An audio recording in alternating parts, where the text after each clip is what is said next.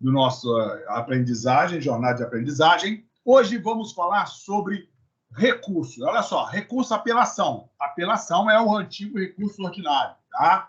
Nós vamos falar sobre essas questões, quais são os tipos de recursos que existem, e eu vou especificamente falar da apelação, que é o antigo recurso ordinário.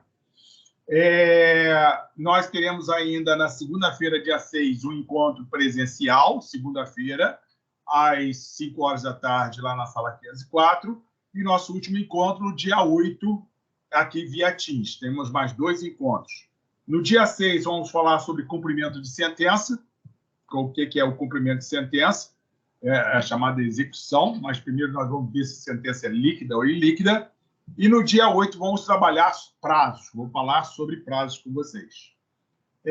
Antes de dar início, sempre temos, não é música, então não tem direitos autorais, nós temos a nossa mensagem. Vamos à mensagem de hoje. Pela primeira vez na vida, eu mexi em algo muito interessante. O caderno que o Mário Quintana tinha deixado sobre a mesa quando faleceu. E ele escrevia à mão. Pela primeira vez, não é proibido fazer isso, eu folhei o caderno. Quando eu olhei, eu li o que Mário Quintana tinha escrito para o epitáfio dele, que aliás é o que está no túmulo dele. E quando eu li aquilo, eu quase caí de costas, porque Mário Quintana escolheu para o túmulo dele, como epitáfio, ali estava escrito a mesma coisa que eu tinha escolhido para o meu. É óbvio que ele não copiou de mim. Sobre ele, que tem o mesmo nome que eu inicial, dizia dos Mários o melhor. E é claro que Mário Quintana, apenas a gente teve uma inspiração assemelhada. E uma coisa curiosa nessa inspiração é que ele mandou escrever algo no túmulo dele que parece piada e não é. É uma das coisas mais fundas que vem junto com o faça por merecer. Ele mandou escrever no túmulo dele, lá está. Eu não estou aqui. Eu não estou aqui. Eu não estou aqui. Onde está Mário Quintana? Em nós. Na amizade que repartiu, na solidariedade que ofereceu, na honestidade que praticou, na religiosidade que sonhou, na sexualidade que assumiu, na fraternidade que edificou, na liberdade que degustou. Onde está Mário Quintana? Em nós. Por isso, no dia que eu me for, eu me vou. E você também. Eu não quero ir. Eu quero ficar. Lamento, só tem um jeito de ficar. Ficar nos outros. Nessa hora, quero lembrar uma coisa. Morrer é ser esquecido. Claro que há pessoas que não são lembradas e nem devem porque foram malévolas. Há outras que não deveriam ter existido porque não nos fariam falta. Mas tem gente que nos faz uma falta imensa. Às vezes você vai para um almoço, para uma conversa, aquela pessoa que não foi porque já não vive, faz uma falta imensa. Morrer é ser esquecido. Não é casual que no grego antigo o verbo para morrer e para esquecer tenham aproximação, que é letos, da onde vem letal. Porque você morre quando é esquecido. Enquanto alguém lembrar de você, derramar uma lágrima de saudade, cheirar uma roupa que você deixou, sentir o aroma de uma comida que você fazia, rir de algo que aconteceu contigo que foi engraçado, assoviar uma música que você assoviava, você continua vivo. Morrer é ser esquecido. Às vezes você vai no dia 2 de novembro, nos países que comemoram o dia de finados, e você passa por um túmulo, não tem flor, está acabado, está descuidado, aí morreu. Não por causa do túmulo, por causa do esquecimento. Morrer é ser esquecido. Enquanto alguém lembrar de você, der risada por algo, ter saudade, querer que você estivesse junto, guardar uma receita que você deixou, pegar algo que você tinha contigo, você continua vivo ou viva. Claro, porque essa pessoa faz falta. E no dia que eu me for, eu quero fazer falta. Eu quero que diga assim, o Cortella faz falta. Só que só tem um jeito de fazer falta. E eu já escrevi sobre isso e digo sempre. O único jeito de fazer falta é as pessoas se levarem para dentro delas. você precisa ser levada para dentro. Você precisa ser importada. A única maneira de fazer falta é ser alguém importante. Cuidado, não confunda importante com famoso. A fama passa, a importância fica. Quanta gente na nossa vida é famosa, mas não é importante. E quanta gente é importante e não é famosa. Alguém que te ajudou, alguém que te cuidou, alguém que te acarinhou, alguém que te protegeu, alguém que contigo partilhou. Absolutamente importante. Vai embora contigo enquanto você for. Mas não é famosa. Eu, Cortella, às vezes sou famoso. A fama passa. Há momentos em que as pessoas falam porque eu apareci em algum programa de TV, ou lancei alguma coisa, ou fiz uma palestra, ou tem fake news, ou tem coisas verdadeiras que não são fake, mas são news. Daqui uma semana, um mês, 2 anos, vai embora. A fama passa.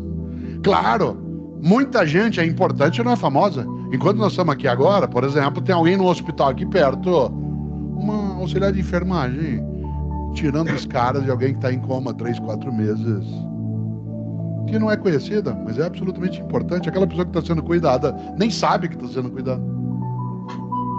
Quantas pessoas agora à noite, enquanto nós estamos, por exemplo, nessa reflexão, estão cuidando dos nossos, cuidando das nossas coisas? Claro, são pessoas que são importantes, não são famosas. A fama passa. Claro que tem gente que é importante e famoso. Jesus de Nazaré, Sócrates, Siddhartha Gautama, Irmã Dulce, Madre Teresa de Calcutá. Tanto faz se você é cristão ou não, católico ou não, mas a mulher disse uma frase um dia, ela não é incontroversa, mas ela disse uma frase um dia que é complicada. Disse um dia a Madre Teresa: difícil é amar o próximo, amar quem está longe é fácil. Difícil é amar o próximo, amar quem está longe é fácil. Ter pena de alguém que lá na Nigéria é atingido pelo fundamentalismo, ficar traumatizado porque alguém foi atingido por um terremoto, um furacão, claro. Mas dura amar o próximo, é o que está na tua rua, na tua praça, na tua casa, na tua cidade. Há pessoas que são importantes e famosas: Martinho Lutero, Sócrates, Nelson Mandela. Homens e mulheres que têm uma fama, mas que foram importantes. Aliás, são pessoas afamadas. E há outras que são difamadas. Pessoas que na história, que se não existissem, falta alguma fariam. Hitler, Stalin, Mao Tse Tung e outros tantos que a gente pode nomear a escolha atual ou futura. Olha que coisa interessante. Quando a gente imagina, eu só consigo ficar se eu for levado para dentro, se eu for importante. Eu adoro o Cortella. E, aliás, adoro filosofia, porque eles expressam sempre a verdade que a gente não consegue enxergar. E eu, por exemplo, me sinto como eu ouvi um aluno que foi meu aluno há 5 anos atrás. Caí? Não, não caí, não. Estou aqui. Deixa eu voltar. Não, caiu não. Não, volto. Volto sempre. Mas essa semana mesmo que passou, um aluno mandou para mim: professor, não esqueça o senhor em sala de aula chamando coisa do demônio para largar o instrumento capeta. Aí eu fiquei nele. Já tem 5 anos que ele foi meu aluno, e outros tantos. Eu gosto disso. E a gente sente falta. E foi especificamente isso, porque dia 2 agora é finados, dia de lembrar daqueles que já se foram. Bom, passada a nossa reflexão, vamos aos recursos.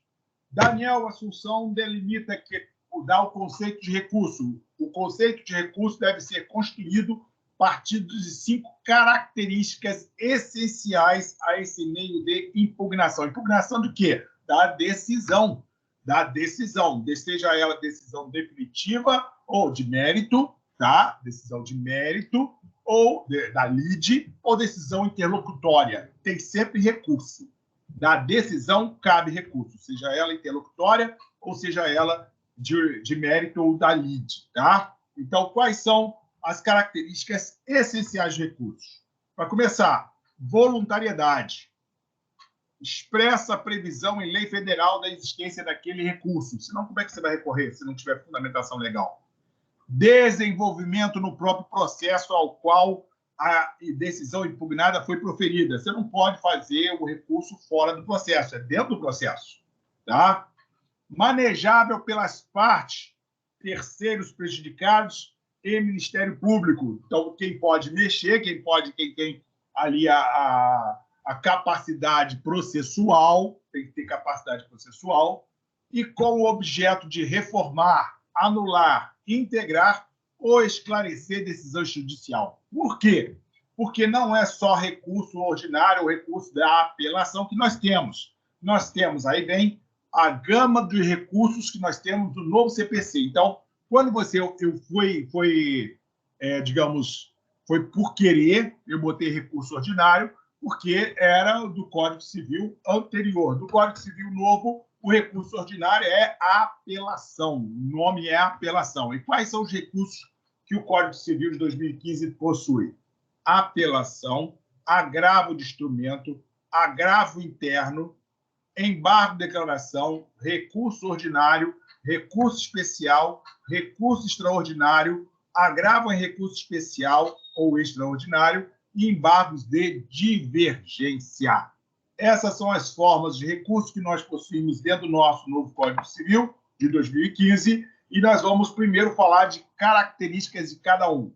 Aí eu falei para vocês as características, vamos esclarecer um pouquinho mais sobre essas características do recurso. A voluntariedade, a taxatividade, trata-se de princípios recursais. E quais são os princípios recursais? Princípio da taxatividade, que se caracteriza pelo fato dos recursos estarem expressamente previstos em lei.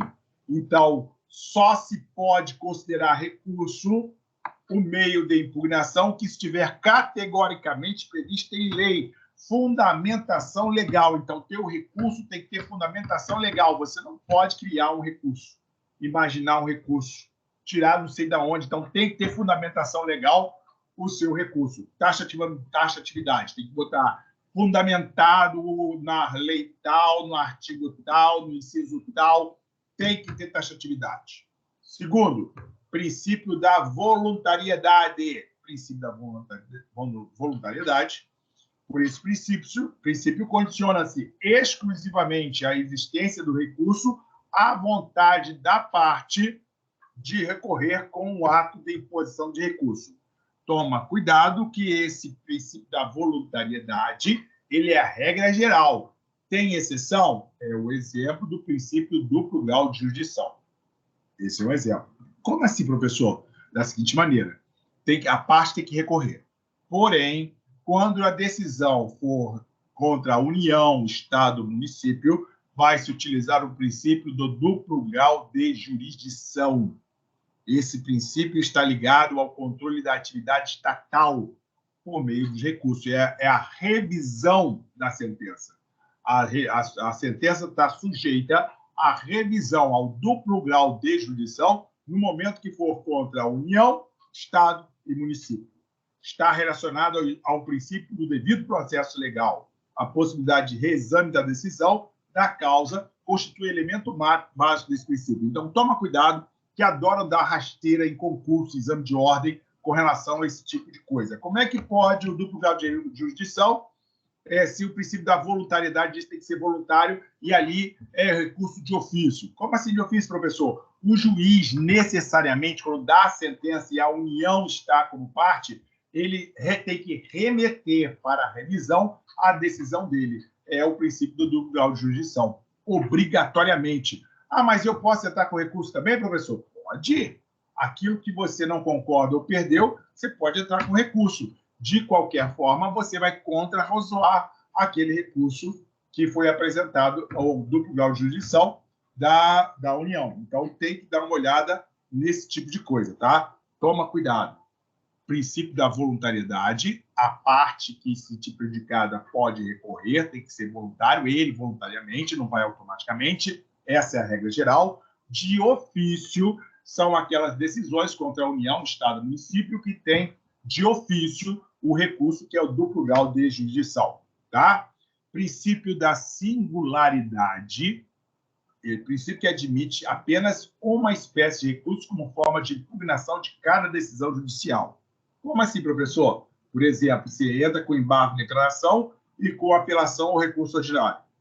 Bom, você recorreu com embargo de declaração para o juiz de primeira instância que vai esclarecer a sentença.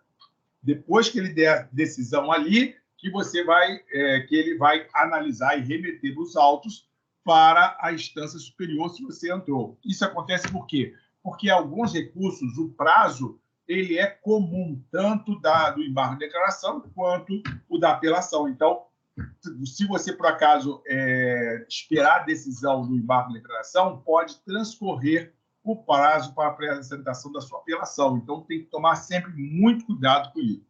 Tá? Então, vai ser analisado cada um recurso de cada vez. É o princípio da singularidade. Cada recurso de uma vez. Princípio da dialeticidade. Dialeticidade costuma-se afirmar que o recurso é composto de dois elementos, o volitivo, vontade da parte, tá? E o descritivo, consubstanciado nos fundamentos e pedido constante do recurso. Esse princípio que está dizendo que você tem que esclarecer sobre o que você está recorrendo. Você não pode fazer um recurso por recorrer.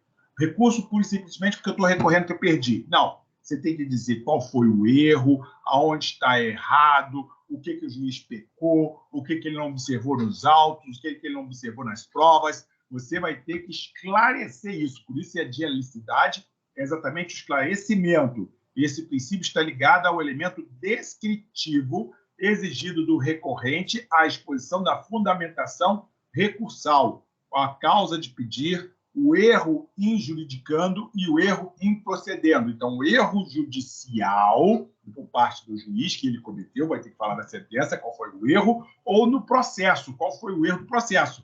Não vai se analisar provas, vai se analisar erros. Erros do que foram cometidos ali, ou no julgamento do juiz, ou no processamento da causa, tá? E do pedido, que poderá ser anulação, reforma, esclarecimento ou integração. Por exemplo, você vai querer, consequentemente, no seu recurso, que seja alterado a sentença, a decisão seja mudada, seja alterada, anulada, reformada. Você vai pedir a reforma dela, ou anulação, ou esclarecimento, se for embargo de declaração, entendeu? Então, por isso que essa dialeticidade você tem que ser bem especificando cada item que você está recorrendo para ir dar a fundamentação legal, por que você não concorda com aquilo. Nesse momento, aí você tem a admissibilidade do seu recurso. Tá? Ainda temos mais princípios. O princípio da proibição da reformatio in prejus quer dizer o seguinte: na pior das hipóteses para o requerente, a decisão recorrida é mantida, não podendo, que se você recorreu, não pode piorar para você. Isso é a base dos recursos. Lembra que nós estamos falando processo civil, nós não estamos falando processo penal, falando processo civil, tá? Não podendo ser alterada para pior a sua situação. Assim, para o recorrente, o que de pior pode ocorrer é tudo ficar como antes da interposição do recurso. Para o recorrente, não vai se verificar o que ele ganhou, porque ele vai recorrer sobre o que ele perdeu. Então, o juiz não vai ultrapassar. Só toma cuidado que o ex adverso pode cada um entrar com recurso. Pode você entrar com recurso da sentença sobre uns assuntos que você não concorda, e pode também ser o ex adverso entrar com um recurso contra os assuntos que você ganhou e ele não concorda. Aí a gente vai ter aí dois recursos, singularmente, cada um apresentado por uma parte, mas os dois sendo corretos, porque cada um tem o direito de apresentar seu recurso. Aí faz aquela confusão dentro do processo, que é boa. É boa porque está demonstrando que os seus advogados estão atentos ao processo. Tá? Princípio da fungibilidade. Princípio da fungibilidade, o termo fungibilidade significa troca, substituição. É só você lembrar do bem fungível e infungível. Bem fungível eu posso substituir por outro. Infungível não pode substituir. Então, o princípio da fungibilidade é que pode haver a troca, substituição. Em sede recursal significa receber um recurso pelo outro. Esse princípio tem como requisito as dúvidas objetivas, a ausência de erro grosseiro e a inexistência de má-fé. Sobre a má-fé, o Superior Tribunal de Justiça aplica a teoria do menor prazo recursal para esse tribunal. Considerar-se recorrente de má-fé aquele que, na dúvida entre dois recursos ou mais, escolhe o que tem o maior prazo e recorre nesse prazo. O que demonstraria, na visão do tribunal, sua malícia em aproveitar de mais tempo para a interposição do recurso. Toma cuidado, a fungibilidade é que você tem que apresentar o recurso competente, no formato competente e no prazo que seja mais curto, senão vai se ter como a possibilidade de apresentação de recurso por má-fé e ser ignorado esse recurso. Toma cuidado com isso. Princípio da complementariedade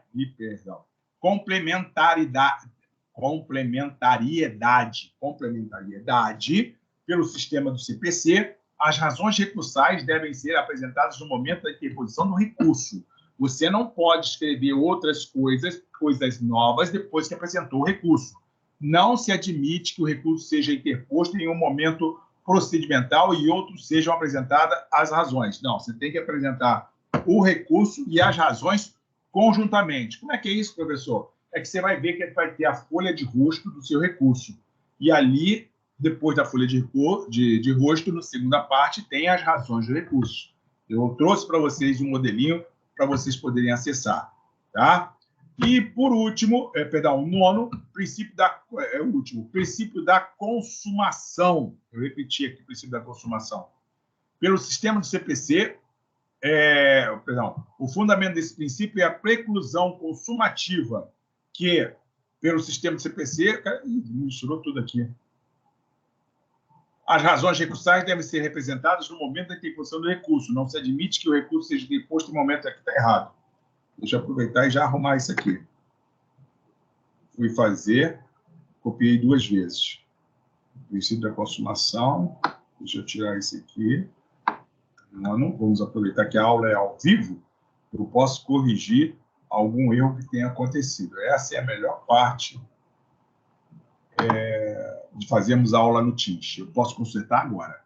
Princípio da consumação. O fundamento desse princípio é a preclusão consumativa, ou seja, ocorre no ato da interposição do recurso. Por esse princípio, se proíbe que um recurso seja substituído por outro interposto posteriormente. Se você entrou com recurso ordinário, não cabe outro. Ali já está com recurso ordinário. Se o seu recurso ordinário foi indeferido, aí você vai fazer o recurso acima dele. Por exemplo, foi para o TJ, você vai para o STJ, você não vai apresentar outro, a não ser o agravo interno, que é dentro da própria segunda instância, que você vai poder, ou embargos de infringência, que é dentro do próprio, são tipos de recursos que você utiliza dentro do próprio tribunal. Tá? Mas isso aí é baseado na leitura do regimento interno dos tribunais. Tá? Você não pode, por exemplo, apresentar um recurso ordinário e depois, na própria lei do recurso ordinário, um recurso extraordinário. Isso não pode acontecer. Tem que se respeitar a consumação. Apresentou o recurso, não pode apresentar outro. Tá? Você pode apresentar sobre a sentença daquele seu recurso, mas não pode apresentar outro recurso da sentença. Requisitos de admissibilidade recursal. Um recurso vai ser admitido em quais situações? Quando é que um recurso é admitido? Os recursos de admissibilidade de recurso podem classificar em intrínsecos e extrínsecos. Os requisitos intrínsecos são concernentes à própria existência do poder de recorrer. Ou seja, intrínsecos, tem recurso para ser apresentado? Esse é o intrínseco. Tem recurso a ser apresentado? Extrínsecos e a forma de recorrer ao tribunal estão ligados ao modo de exercer o direito de recorrer. Qual tribunal você vai apresentar? Tem esse recurso naquele tribunal? São considerados recursos intrínsecos, cabimento. Cabe o recurso, tem interesse em recorrer, é legítimo, é parte legítima para recorrer, não tem nenhum ato impeditivo ou extintivo do direito de recorrer. Esses são os requisitos intrínsecos. Extrínsecos são considerados requisitos extrínsecos. Foi no tempo, prazo adequado. O preparo, toma cuidado com o preparo. Que diabo de preparo é esse, professor? Custas. As pessoas acham que vão entrar com agravo de instrumento ou recurso de apelação sem recolher custas. Se você quer gratuidade de justiça, não foi porque em primeira instância o juiz definiu gratuidade de justiça que em segunda instância você vai ter gratuidade de justiça. Você tem que pedir. Se você não pedir, você vai ter que apresentar o recolhimento de custas. E se não recolheu custas, deserto. O seu recurso é deserto. Foi para concluir todo o seu trabalho. Então, toma cuidado. Os recursos extrínsecos foi no prazo, apresentou as custas, recolheu as custas, apresentou da maneira correta, fez um papel de pão, uma folha de papel de pão e tacou para lá. Não é assim, tem formalidade. Tudo tem formalidade. Você não pode apresentar o recurso oralmente, por exemplo. Não é? Tem a maneira correta. Tá? E quais os efeitos do recurso? Quais são os efeitos? Tradicionalmente, os recursos se limitam em ser efeito suspensivo e efeito devolutivo. Efeito suspensivo. Suspende os efeitos da decisão, impedindo a sua consumação até o julgamento do recurso. Então, vai suspender a execução da sentença. Tem a possibilidade de fazer a execução provisória, tem essa possibilidade, sim, é exceção. A regra geral apresentou recurso, suspende o processo, espera a decisão do tribunal. Vou dar um exemplo que aconteceu comigo. Eu entrei com um pedido cautelar e já apresentei na própria cautelar o meu pedido principal para que uma empresa deixasse de usar a marca do meu cliente. O juiz de primeira instância deferiu a cautelar e a parte recorreu, agravou dessa decisão interlocutória para a segunda instância. O juiz de primeira instância suspendeu o processo. Mas eu falei, mas excelência, pode continuar o processo? Não. Acontece que eu tenho que esperar o retorno do processo, do recurso, que foi o agravo de instrumento, para poder dar continuidade ao processo. Toma cuidado que isso são situações processuais que o juiz tem razão, mas eu posso pedir temporariamente ou de forma precária que continue executando a decisão de forma precariamente, de forma peremptoriamente. Pode depois não ter levado a nada, mas pode acontecer por uma necessidade. Aí, de forma precária, eu posso pedir a execução do recurso, mas eu não posso cobrar da pessoa. Eu vou só liquidar, por exemplo, a sentença que é ilíquida, eu vou transformar ela em líquida. Pode acontecer se o juiz admitir. Toma cuidado, porque é efeito suspensivo, suspende o cumprimento da sentença. Tá? E devolutivo por quê? Porque devolve o processo para você, vai para a segunda instância o processo, é dada a sentença, reformando ou mantendo a sentença, volta para você. Se reformou, a sentença da segunda instância que vale. A tua sentença de primeira instância não vale mais nada. Se os juízes de primeira e segunda instância mantiveram, os desembargadores de segunda instância mantiveram a sentença, volta para a execução da própria sentença que foi feita em primeira instância. Tá? Então, o efeito suspensivo é que suspende a execução da sentença, e o efeito devolutivo é o efeito comum a todos os recursos. Ele adia a formação da coisa julgada e propicia o exame do mérito do recurso. Permite ao órgão adquém o conhecimento da matéria impugnada. Adquém, tribunal, segunda instância. Adquó, o que ficou lá atrás, primeira instância, eu vou apresentar o recurso a adquém, a segunda instância. Tá? Bom, fundamentação dos recursos. CPC, livro 2, título 2, capítulo 1, das disposições gerais, artigo 994. Os recursos cabíveis dentro do ordenamento do Pátrio Nacional são eles: agravo de instrumento, agravo interno, embargo de declaração, recurso ordinário, recurso especial, recurso extraordinário, agravo de recurso especial ou extraordinário e embargo de divergência. Tá? Esses são os recursos cabíveis. Vamos falar do principal hoje, principal que você vai usar, que é a apelação.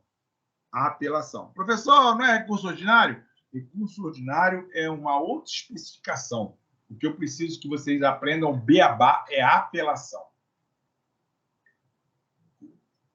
O recurso de apelação está disciplinado no artigo 1009 a 1014 do CPC. Dispõe o artigo 1009 do CPC de que a sentença caberá recurso de apelação. Então, sentença, cabe recurso de apelação. 1009. Da sentença cabe apelação. Isto é, tanto da sentença que extinguiu o processo sem resolução do mérito, sentenças denominadas terminativa, quanto a da sentença de extinguir o processo com resolução de mérito. Sentença denominada definitivas. Caberá recurso de apelação. Vamos dar um exemplo? Você pediu gratuidade de justiça, o juiz indeferiu. Aconteceu com um cliente meu. Não foi comigo, mas foi com o advogado dele que eu peguei o processo. Ele entrou com a ação, pediu gratuidade de justiça, foi indeferido. Ele recorreu da gratuidade de justiça, recorreu com agravo de instrumento para a segunda instância. A segunda instância manteve, ele entrou com apelação. Por quê? Porque é uma sentença sem resolução de mérito, uma sentença terminativa, porque em cima da decisão de pedido de gratuidade. E se for uma sentença de mérito do assunto, do objeto da ação, é uma sentença, aí não vem extintiva, é a sentença de mérito, a sentença definitiva. Ambas as decisões são sentenças terminativas, toma cuidado. Sentença interlocutória é uma coisa, sentença de resolução de mérito é outra, sentença terminativa é outra coisa, sentença definitiva é outra coisa, e cada um vai caber um tipo de recurso. Decisão interlocutória, embargo de declaração. Decisão definitiva, embargo de declaração e apelação. Tem um joguetezinho aí que você tem que tomar muito cuidado para apresentar a sua apelação, tá?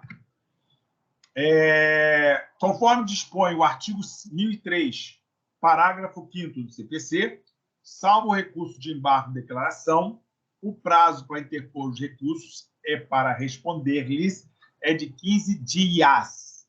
Pelo amor de Deus, 15 dias úteis, não contando o dia do recebimento e contando o último dia de vencimento. Por exemplo, recebemos hoje o agravo de instrumento, por exemplo, 15 dias.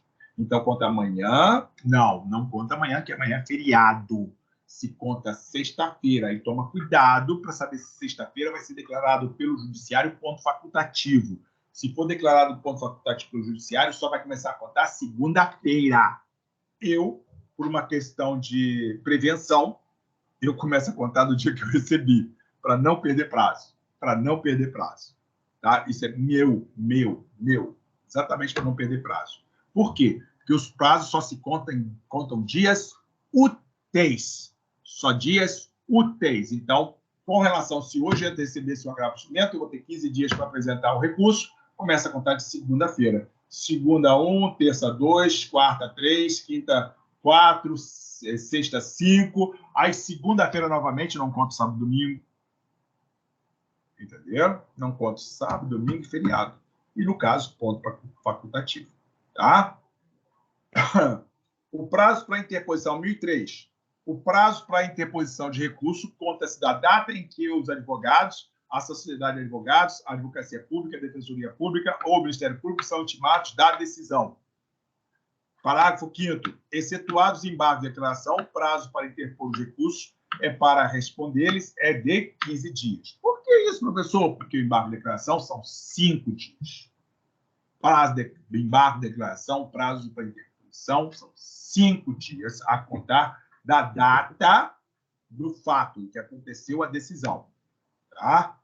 Então, excetuados os embargos de declaração, o prazo para interposição dos demais recursos para responder, eles são de 15 dias. E todos eles, tanto 5 dias, tanto os 15 dias, são dias úteis. Tá? Para a elaboração, a elaboração do recurso. Para a elaboração, a peça parte profissional do recurso de apelação deve-se ficar atento à regra contida no artigo 1010. Aí não vai para 319. 319 é para a petição inicial do interno. Desculpa, saiu sem querer. A 319 é para a petição inicial. Para recurso é 1010. Então, a regra para o recurso está contida no artigo 1010 do CPC, que disciplina que o recurso será ao próprio juízo que proferiu a decisão em primeiro grau de jurisdição, contendo os nomes e a qualificação das partes, a exposição do fato e do direito. Lembra que tem que conter a petição inicial? E aqui é exatamente o que tem que ter no recurso. É o 1010 que você tem que cumprir. A exposição do fato e o direito, as razões do pedido de reforma ou de decretação de nulidade e o pedido da nova decisão. 1010 diz: a apelação interposta por petição dirigida ao juiz de primeiro grau conterá, então, primeira folha, a petição dirigida ao juiz de primeiro grau. Aí vem ao juízo, ao juízo, ao juízo, ao juízo. Não, esse litício, doutor juiz, isso aí é em penal. Nós, dos demais ramos do direito, é ao juízo da tal vara, para ele que você está pedindo, tá? Nome e qualificação das partes, fulano de tal, esse fulano de tal, nos atos da ação tal, vem a Vossa Excelência, vai fundamentado no artigo bababal, 1010, por exemplo, apresentar recurso de apelação contra a digníssima sentença proferida, por isso pede a remessa para o egrégio Tribunal de Justiça, egrégio de segunda instância, blá, blá, blá, blá, blá. Aí, essa é a folha de rosto pedindo ao juiz da primeira instância o encaminhamento do recurso. Na segunda folha, aí vocês veem exposição dos fatos de direito e as razões do pedido à reforma da decretação de nulidade. Tudo fundamentado, e, se for possível, com jurisprudência, fundamentação legal, e com jurisprudência do próprio tribunal. Não vai entrar com uma apelação aqui no Tribunal de Justiça do Estado do Rio de Janeiro, colocando jurisprudência lá do Distrito Federal, jurisprudência do Rio Grande do Sul, de São Paulo. Pega a jurisprudência daqui, por favor. Meu Deus do céu. E não é jurisprudência de 2003, 2005. É jurisprudência atual. O direito mudou, muita coisa muda. E de 2017 para cá foi uma ventania, um ventaval de alteração processual, alteração material, alteração formal, legislações novas. Então, não vai pegar jurisprudência ultrapassada. Tem que pegar a jurisprudência no máximo 2020 para cá. No máximo. E do próprio tribunal. Tá? E você fundamenta na lei e coloca a jurisprudência para mostrar ao tribunal. Vocês já estão pensando assim. Pô, por que o juiz lá embaixo não pensou assim também? Vossas Excelências estão certos, bababá, bababá. E é assim que se faz. Tá? Então, vamos ao modelo. Eu trouxe para vocês.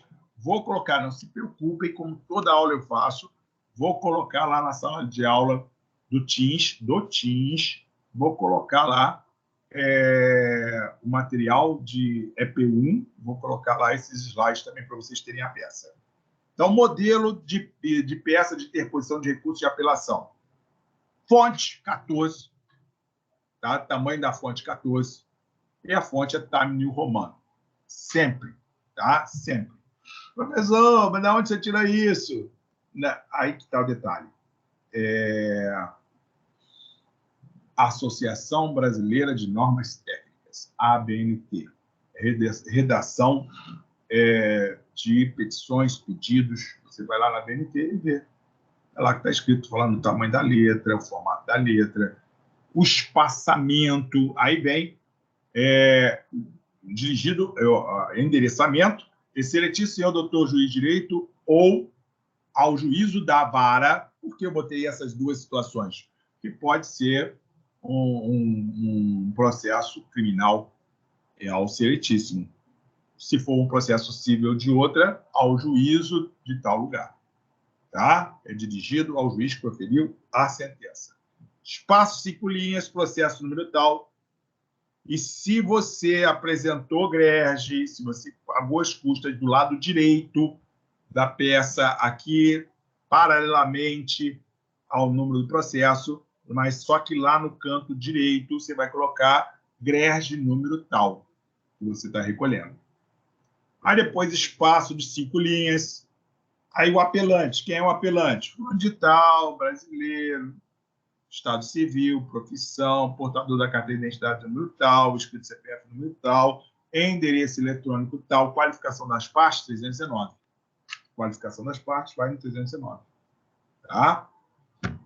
Vem para o seu advogado, inconformado com a respeitável sentença das folhas tais, ou ID número tal, nos autos da ação bababal, movida por ou movida em face de, aí vem o nome do apelado, nome completo, nacionalidade, estado civil, profissão, portador da qualificação da parte. Igualzinho, tá? Tempestivamente, tem que falar que é dentro do prazo, que o juiz vai mandar ver, mas você tem que ver que é tempestivamente. Após devido preparo, vou já recolher o GRESD, está lá em cima o número da GRESD. Ah, mas, professor, a gente coloca a GRESD direto lá no sistema. Sim, eu sei disso. Eu sei disso. É que eu tenho que colocar para vocês dispositivos de salvaguarda. Coloca já lá o número da GRESD, que você vai ter que, no momento que você for dar a entrada na apelação, você vai ter que preencher a GRESD. Aí tem aquelas situações em que 48 horas, precisa de 48 horas para compensar a GRESD do Banco do Brasil, Banco do Bradesco, é um inferno. Nossa vida é um inferno. Você tem que tomar cuidado com tudo. Você tem que ser bem metódico com isso, tá? Senão você perde o prazo. Então, por isso que eu já falo, boto do lado direito, boto no número da GRESD. Vem, tempestivamente, após devido preparo, interpor, espaço manual, recurso de apelação. Para o Tribunal de Justiça do Estado de Janeiro, apresentando as razões em anexo, espaço de uma linha, espera deferimento, espaço de uma linha, local e data, espaço de 2 linhas, advogado, nome do advogado, OAB, Paraná. Essa é a sua folha de rosto do recurso.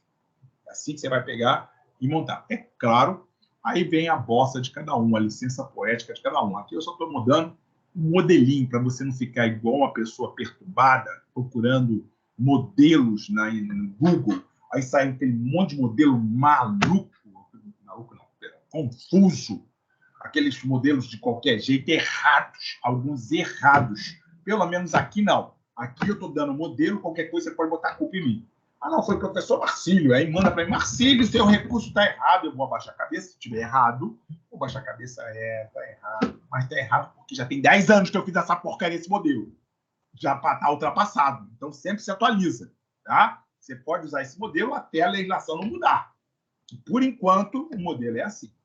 Tá? É exigência legal. Tá?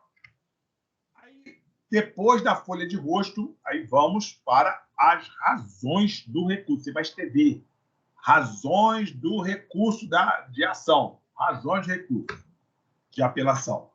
As 5 linhas, apelante. Depois, logo embaixo, apelado, ação, processo, número, tal. Lá do lado esquerdo, direitinho, justificado na folha, depois da folha de rosto.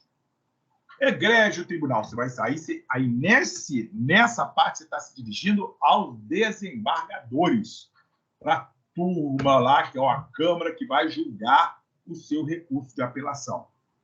Egrégio tribunal, espaço de uma linha, não merece prosperar a sentença proferida pelo juiz a qual, pelas razões a seguir expostas. Aí vai colocando lá suas razões. Por isso, por aquilo outro, o juiz não julgou direito, havia suspeição, ele não se declarou suspeito, ele era filho, casado, namorava a outra parte, ou advogada, blá, blá. Você vai botar suas razões.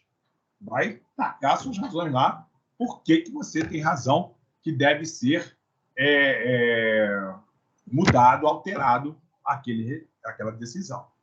Aí, eu gosto de colocar títulos para ver que eu não esqueci de falar nada. Então, eu coloco da admissibilidade. Vou pegar e falar, o recurso é admitido porque, primeiro, é tempestivo.